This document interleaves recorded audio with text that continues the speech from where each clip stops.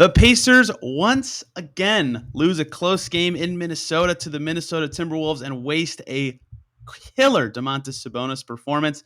Lots to get to on this team, their close game struggles, Sabonis dominating on today's Locked On Pacers podcast. You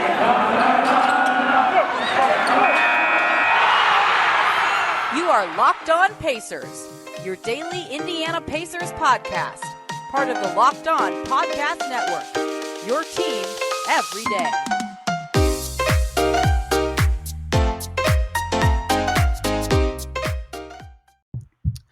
Welcome in to another edition of the Locked On Pacers podcast, where we, of course, talk about the Indiana Pacers. As always, my name's Tony East. I cover the team for Forbes and the West Side Community News. And today, if you've heard me do that robotic intro over and over and over again, that's very fitting for the Pacers, who are robotically losing close games over and over and over this season. Lots to get to talking about their 100-98 loss to the Timberwolves, how this team is playing, what's going on right now for a team that continues to lose close games. And joining me to do that, the founder of 8 points, 9 seconds, perhaps the father of Pacers Twitter himself, Mr. Jared Wade. Jared, how's it going, man?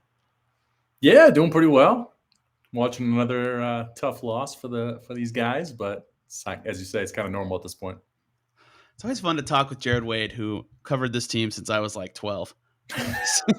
Has more knowledge of this franchise than I potentially ever will. But this has just been like I get losing close games and not having a closer, having a coaching issue. And in this game, both of those problems popped up actually. But to lose, there's a point where you lose so many close games in a row and you're just like, what is going on with these guys? Because, Brogdon's been clutch in the past, and they've been really good. For those who didn't watch the game, by the way, the Pacers lose to the Wolves 100-98. They blew a 12-point lead. Talk about the whole game in a minute. But I want to start at the end because that's the story of the game to me, is that they just can't win these close games. It happens over and over. In this one, they were down 3, chance to tie it. Brogdon doesn't get anything going on a play, dribbles there out of the ball. They don't get a 3-point attempt up the rest of the game. I mean, Jared, what do you kind of feel like is plaguing them in these close games where they continue to lose them? Brogdon just now post-game talked about the defense being the issue. Where do you kind of feel like the crux of what's going on is with this team? Yeah, I don't know. I mean, you look at each game kind of individually, and there's like these little bad luck situations and, just a couple bad plays and stuff like that. Like I forget who hit the 3 in the corner, but, that was kind of like a tap out. They've had a good defensive possession and then just goes to him wide open kind of randomly, right? And that kind of was really the difference. Obviously, Brogdon, and I don't know what they were doing on that last play, putting Domas in the dunker spot, just not moving, running a guy next to him into the corner, and Justin Holiday just gets a bad possession for like the middle of the second quarter, and they get really nothing out of that. So it is weird because the last couple of years, it seems like coaching has been significant. And now they bring in a Hall of Fame coach that Mavs Twitter might tell you was kind of washed. And it's like, I don't know. I was kind of figuring he has a plan and things are going to get going, but they just look so disorganized on offense for so much of the game that really that just seems what it is. It's like they've never met each other sometimes, and they're just kind of running around doing nothing. It's like the Westbrook quote, about Pat Bev. Like, ironically, he's on the Wolves. Yeah, for a game like this. It's just like, what if some of these possessions just run around the perimeter, handing the ball back and forth, and really not creating any advantages anywhere? It's weird. Yeah, the Brogdon play, I don't like. It's weird that I'm focused so much on that play because a lot went wrong at the end. You brought up the Beasley 3, and they got to stop like that. They had it, and Sabonis having a Hall of Fame rebounding night, they couldn't get that one, and it absolutely killed them. But they come down, they're down 3. They come out of a timeout too. Yeah. And Brogdon had, I think there was a ghost screen or something, but like you said, first of all, TJ McConnell was in the game and did not have the ball. So him being out there, you're already playing 4-on-5. The Wolves were also playing 4-on-5 at the end with Okogie. It was very gross at the end of this game, but then Sabonis uninvolved completely. Brogdon can't get anything. The Wolves did not fall for whatever they drew up, so he has to create. He couldn't create an advantage. Justin Holiday gets completely blocked, and it's like, Carlisle's better than that, right? Like, that was weird for him. And he's had better end of games even this season. I think they won the Heat game in overtime. They had good endings with Duarte against the Lakers. Brogdon's had some great clutch games, but that was a real stinker. And Brogdon, for all his clutch brilliance, has not quite had it as much this season. Sabonis hit hit that game winner against the Celtics last year. I don't think he's hit a clutch shot this season. Duarte's been their best clutch guy this year, and he's a rookie, and he was out of this game for technical foul reasons. It's very unusual, the lack of firepower that they have of reliable dudes in the clutch. And I know that's kind of emblematic of these guys aren't that good the whole game, but at the end they turn into something else. Yeah, and that's kind of what it seems like. And I'm looking at like the stats here and there, and it's like, is this team just lacking shooting, or is it like they're not getting good shots? Because like it's still early in the season, and some of this is variance. And I would assume Brogdon is not going to be this bad all year. 33% from 3-point line for him seems like impossibly low. But maybe they're just creating bad shots, and he's always half injured and stuff like that. So he'll go on stretches where he's good and bad. But aside from Miles Turner, like this team can't really shoot right now. Everyone's in and out of the lineup. That's tough.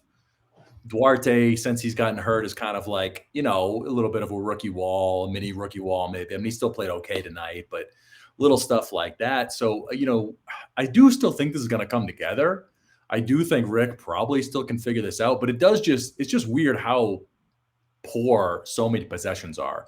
It seems like this should be a team that has enough like pros and talent on it that even if they're not winning games, like they should just like look like they're running things properly. And they just look out of sorts so often that it's just weird. They had that last year too, where like every game they would play their opponent even or win for like 40 minutes, and then just have like what the hell just happened 8 minutes, and then just get smoked. And this year that 8 minutes is turned into like 5 minutes, but it still happens every game, and that's weird. And like I know everybody says it who's watched basketball for way longer than me. The hallmark of a mediocre team is that's what happens. Like they have a crappy stretch every game because their players aren't as good and they can't get out of the funk. Like I get that, but it's so bizarre that it happens every game still to me. And it happened again in this game in the third quarter this time. And it's weird because like I say, like almost every individual game, you can kind of point to something and be like, give them excuses and say like, okay. And it's still just barely past Thanksgiving. So new coach, couple new guys, lots of injuries. And then like tonight specifically, no Miles. I mean, no TJ Warren, which is just normal at this point. But, Duarte gets kicked out. Domas is in foul trouble, and that stuff all kind of coincides. And like legitimately, Edwards was hot for a while and Cat was kind of going off too. And like, those are just great players. You can blame some of that on defense, but they just had a good little run while it coincided with the Pacers one. But like, at some point it's just like this happens every game. It does. And this one was annoying almost as a viewer because like Cat had probably 8 points, 10 points in the second and third quarters where the Pacers strategy on him, it actually worked at times. They put Brogdon on him and then doubled. But there were a few possessions. Cat figured it out in the third quarter. He's like, oh yeah, I could just turn around and shoot because I'm way taller than this dude. And the Pacers had no answers for that. And all of a sudden you're like, man, if Miles Turner was playing, this game would look completely different right now because then they'd actually have a tall person to guard. Yeah, there was one you called out where Ant just broke down. I forget who, but just went by him and just like went for a dunk. Like, the Pacers had to play Torrey Craig at center because Isaiah Jackson was terrible in his early stint when he was in as the lone center. Naz Reid scored 7 points in like 4 minutes, and then Goga played better than Isaiah, but not good enough to play. So they went small. Then when Torrey Craig's your center, you can only get so much rim protection and defense in. So yeah, certainly personnel was a factor in their struggles tonight. But it's like you just said, it's something different every game. It still is happening every game. They were up 12 in the third quarter of this game, and this is kind of another less important story of this game, but still something that happened. As that run got going, Duarte gets kicked out, like you said. I have no idea what he said to the ref. Gets his first tech. He clapped. He definitely deserved the clapping tech. I don't know what he said. I can't say if he deserved or didn't deserve the first one, but gets ejected. That would have been very helpful for the Pacers to have him because you talked about them missing shooting. I mean, he's been a decently reliable 3-point shooter, and LeVert was, once again, back to the LeVert we've seen for much of the season, not very good in this game. So they could have really used Duarte at the 2 late in this game, and then a timeout 50-something seconds later, TJ McConnell, of all players, gets a tech. I mean, he's the nicest dude ever besides his random annoying things he does. That was surprising. Carlisle gets a tech. He said he just thought that the refs were not, getting everyone straightened out after a situation like that, right? And they kind of ignored it. And that gave the Timberwolves 3 tech free throws, continued their run going. But not having Duarte in that tech stretch just kind of, that flipped the whole game. The Pacers were still ahead at that point, and they couldn't hold on from then on. It was very odd. And not having Duarte, Turner, and Warren, all of a sudden that really stacks up. So to your point about their shooting, I think that removing their two best healthy shooters for the third and fourth quarter is also a big factor in this one. Yeah, I mean, again, this game could be however you want to see it. I think you could just say, "Oh, tough loss, back to back, down guys." Duarte gets kicked out, foul trouble for Domas. I mean, he still had an incredible game, but he played 36 minutes on a night he probably would have played 40 something plus, right? And that stretch when he was out kind of coincided with how when they really gave up the lead. And then, like, even despite all that, make or miss league, like Beasley hits that one in the corner. Justin got a great shot, wide open one, I think in like kind of a little mini transition. It went in. I swear it went in. As in and out as it can get. And then they created another great look in the corner for TJ McConnell, which you could argue that's never a good look, and they gave him that on purpose. But that was a well-run offensive play that got a guy an open shot, and he you could argue he shouldn't have been taking it, but he's on the court. He's a basketball player. It is what it is. So, both those go down and Beasley misses and they win by 5, right? It's just a weird league. But if you want to say the Pacers are just not good enough, they can't get over the hump, the coaching's bad, the players aren't up there. Karras, I mean, real hot and cold. I mean, I understand what he's been going through for his last year of his life and all that and everything, but just on the court some nights, it's just he is not an asset. And tonight, I mean, just putting up those kind of numbers, wasting so many possessions, it's just, how do you get out of that hole, Hey guys, one short little break to talk to you guys about the good folks over at TrueBill, because did you know that free trials renew very often without your consent? It's a business scam that is out to get you. Don't let greedy corporations pocket your money. Download TrueBill to take control of your subscriptions. TrueBill is a new app that lets you identify and stop paying for subscriptions you don't need or forgot about.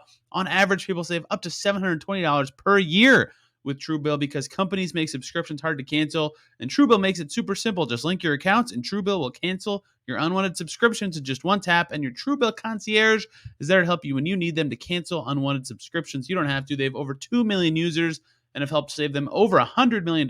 Don't fall for subscription scams. Start canceling today at TrueBill.com/LockedOnNBA. Go right now, TrueBill.com/LockedOnNBA. Could save you thousands a year. TrueBill.com/LockedOnNBA. I gave him flowers yesterday. He had a great weekend, and then that was the opposite of everything that I just talked about of what he can do well. And that was really poor from him. 9 points on 14 shots and a 2-point loss is extremely not what you want. We'll get to him because I'm going chronologically from biggest to smallest story of this game, and Sabonis is somehow the third biggest story of this game. With it, if they win this game, I mean, he automatically wins Player of the Week next week, and it's the headline for every single person covering this team. Because do you remember any 25 rebound games from your time covering the team? I think Roy definitely didn't have one, and he was the center for a lot. No, I mean, I was gonna say maybe Troy Murphy. Oh, that's possible. The last one. That was kind of when I started covering them back in the day. I'm that old. But no, I mean, maybe Dale Davis or something back in the day. But I mean, it's real. I think I saw a StatMuse thing that this is the third. They're always so quick with the good stuff. This is the third 25-point triple-double in this shot clock era. The other two were Shaq and Dream, and wow. they were both with blocks. This was the first one ever with assists. That is correct. Good job. Wow, that's nuts. I mean, he was so good on the glass, and Cat's weaker than him. I get it. Turner was out. The situation was perfect for him to have a game like this, but it's still guys have perfect situations to have games like this all the time and don't have 25 rebounds and 10 assists and 16 points. He was ridiculous. They should have played through him more. The only reason he didn't have 20, 30, and 12 is because of foul trouble. He could have played the whole game if Carlisle could have let him. There were some. But I mean, even so, and I think Caitlin pointed this out on Twitter, was he shot four threes, and a couple of them I know were kind of just all right, I'm wide open. I pump fake twice, and I'll just take it here. But I mean, if you take away those threes, he was 5 for 8 from the field inside the 3-point line. And it's why is he taking 8 shots in a night? And he got to the line quite a bit, not quite a bit, but I guess a little above his average probably. But it's just man, when they're down so much, it's just it's not like he needs to be shooting constantly. He just needs to be a little more involved, and he was clearly involved. But how does he not get more looks than that? I agree. I don't want to be too critical, but I'm over it with his threes. I get why Carlisle wants anyone he plays to be able to shoot to be fair, the way he likes to play, like, I get it. That's fine, whatever. Like Dwight Powell shooting threes last year too, but they don't go in. They just don't go in. You're just wasting those possessions when he can do so much more from other areas of the court. But I don't want to critique too much for him. I mean, he was so good on the glass. He gave them a chance on a game where basically everybody else outside of Brogdon kind of stunk it up. Justin Holiday had an okay game as well, but they got nothing from so many dudes, and Sabonis kept him in it with extra possessions, ridiculous rebounds too, just like overpowering everybody on Minnesota. It was really impressive for him, and it sucks to see a performance like that wasted. Like, I almost thought Karl-Anthony Towns fouled out with a minute 14 to go, and the Pacers were down by 3. I almost thought at that point, like, Sabonis is going to get them this win, and because he was playing that well to that point.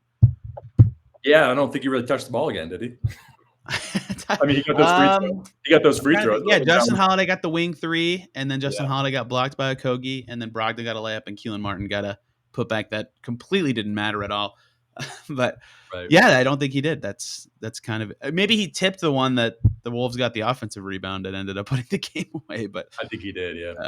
Yeah, that just bounced too far for him. So a wasted, amazing performance from him. It's such a bummer. I mean, this is like another game because they last week when they smoked the Pelicans, part of that game they were playing more free per their own admission. They got him the ball more, right? He had the ball a lot more, and lo and behold, their offense looks a lot better. I think it's pretty obvious that he needs to become more involved going forward in a way that isn't just 8 2-point shots. Like, when he can get 10 assists and he was a plus 17. He played 36 minutes. That means they lost by 19 points in 12 minutes when he sat on the bench. I think that kind of says it perfectly. They just need to keep him involved when he's in the game. I think they've kind of gone away from that too much this season. I hate to do this on a day after. I haven't gotten to speak to you much about this the whole season. This game is what it is. Rough second half. Fell apart in the third, all that stuff we're kind of been over. But like, I mean, these kind of constant 4-point losses, overtime loss. I mean, is it something you're seeing as more like fatal flaw or like bad luck and it will even out and they probably should be a 500 team right now at least? Yeah, it's weird. Like every smart basketball person ever is like, yeah, clutch net rating is a joke. Like, it doesn't matter. It always evens out over time. It's all luck. And like, yes, there are clutch players who are good at end of games compared to their normal expectation.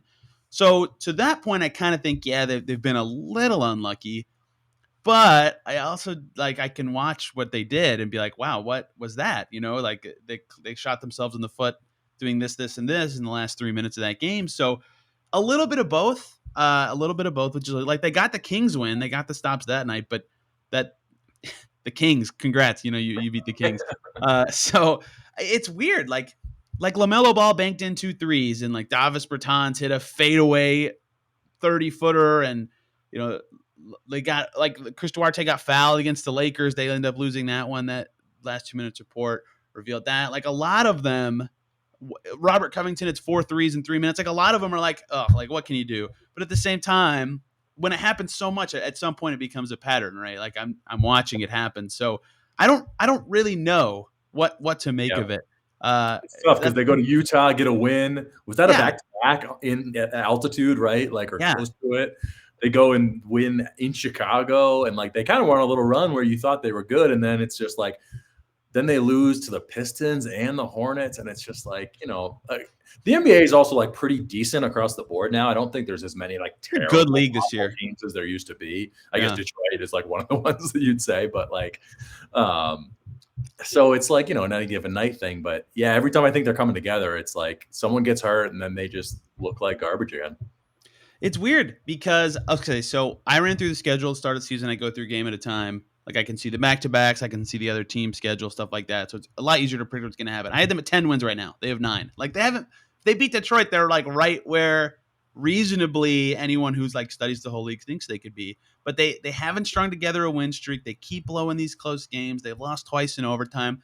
And they did lose to Detroit. Like, just a lot of little stuff that makes you really unconfident in a team. And, losing to the champs and then going to Minnesota and losing to Minnesota's over 500. Like, they're not like bad, but just just it happening the same way it's been happening all year. It's a head scratcher for this team again. So it's weird that them being 1 win shy of where I had them still makes them feel like kind of a lot worse than people expected. It's hard for me to wrap around both of those thoughts in my head at the same time. And are they 8-8 since that terrible start? They were 1-6, and now they are not. Yes, that's correct. They're 8-8 since they were started 1-6. Yeah, and it's weird. I mean, you also have like if Duarte gets that foul call, right? They beat the GOAT, on a 4-point play with a rookie like standing at the free throw line by himself, right? Like that would have been like a signature amazing win, but he doesn't get the call. They lose that game. I don't know. I think my main thing is like I thought they were going to look more like organized and polished, even if they couldn't win. And I keep thinking about the injuries, but like who your roster is going to be like some injury stuff, right? Like you have all these guys that get hurt quite a bit. Right. So that's kind of just built into the team maybe. But I just thought with Carlisle, they were going to look like more professional. And again, maybe we should have listened to Mav's Twitter a little more. And like maybe Rick doesn't have that anymore in him. And they are just kind of like running around a little sloppier than I expect all the time. I agree with that. I think it was Justin Rowan, who now his podcast is now for the Cavs, which is crazy to say. But he said one time that like sometimes when your team gets a new coach or a new player, like go to the other fan base and see if they're really bummed to be losing that guy or if they're kind of psyched, right? And that's kind of telling. And Mavs Twitter wasn't like they weren't like bummed, like it was weird. They weren't psyched either. They obviously Carlisle won them a title. But it was kind of like split in the middle, and that kind of I was kind of surprised by that reaction. I'm not gonna lie, but maybe some of it was they knew Jason Kidd was coming. Still, I was surprised by that reactions. Maybe they were onto something, but it's been 23 games, and there has been 8-8 since their abysmal start. That was a joke. The other weird thing I kind of looked at it is the reason I maybe expected like more of like, Rick's old, like coaches kind of usually have a shelf date. Even Pop right now is not someone like most fan base in the league would be like, yeah, we got Pop, right? Like right. Eventually, you kind of like get older, even though you're a legend and a Hall of Famer and all that. I kind of thought with the Mavs, like it was kind of like a Luka situation, and that roster was so strange, and there was kind of a KP like weirdness. So like it seemed as though Rick was maybe like playing around Luka in a way he normally wouldn't if you didn't have that kind of like epic, amazing, gravity swallowing talent. So I kind of thought like, oh, the Pacers is like a roster kind of custom built for him where like everyone can kind of do everything in a way, like a lot of capable ball handlers, a lot of, just somewhat high IQ players across the roster, even like guys like TJ and like some of the guys on the bench who are vets and stuff like that, Justin Holiday stuff. But yeah, so it's kind of weird that they can't just like get looking like a signature team with a signature style or an identity of any sort. One more short little break so I can tell you guys about the good folks over at BetOnline because they have you covered all season with more props, more odds, and more lines than ever before as football season continues the march to the playoffs. BetOnline remains your number one spot for all the sports action this season. Head over to their new updated desktop or mobile website and sign up today. You can receive a 50% welcome bonus with your first deposit. Just use our promo code LOCKEDON, all one word, to receive your bonus from basketball, football, NHL, boxing, UFC, your favorite Vegas casino games, the best props out there. Don't wait to take advantage of all the amazing offers available for the 2021 season. BetOnline is the fastest and easiest way to bet on all your favorite sports. BetOnline, where the game starts. They still, I think, barely, but I still think they have a winning record when all three of Brogdon, Duarte, and LeVert play, which is interesting, even though LeVert's been pretty rough.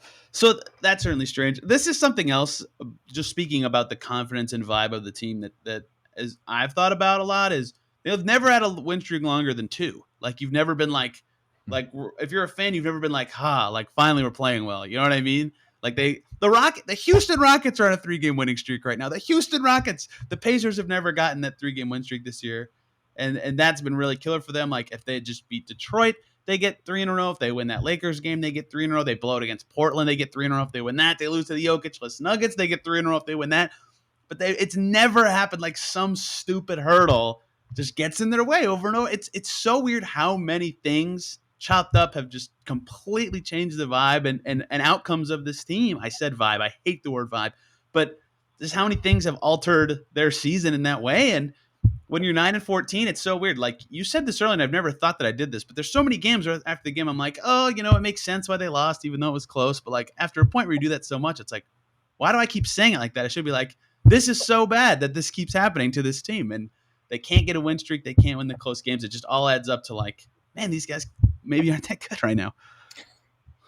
Yeah, it's rough. I mean, I think like back in the day anyways, I kind of always used to be like, the NBA season doesn't really start until Thanksgiving.